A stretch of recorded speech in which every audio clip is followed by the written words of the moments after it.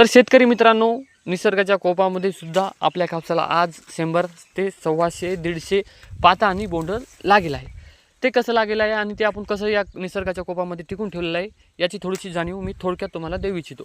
तर मित्रांनो, आपला प्लॉट आहे 90 दिवसाचा आणि हा प्लॉट आहे आपला काय असा काही भारी जमिनीमध्ये नाही. आपला प्लॉट आहे साध्या जमिनीमध्ये, खडकाळ जमिनीमध्ये बघू शकता तुम्ही, पूर्णतः खडक आहे. तर मित्रांनो, हे झाड बघा, या झाडाला कमीत कमी 125 ते वरतीच पाता आहे. तर हा पाता आपण कसं टिकवलं आहे, याच्यामध्ये आपण लहान असताना 45 दिवसाचा असताना 2 काम केले आहेत आपण या कापसामध्ये. ते कामं कोणते केले आहेत आपण?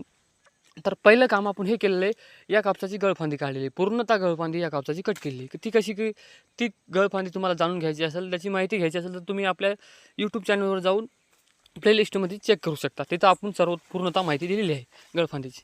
आणि आपण हे दुसरं अशी झाडाचे पानं काढलेले आहेत. या पानं काढल्याचं कारण एकच, याचं पूर्ण अर्णव अशा फळफांदीला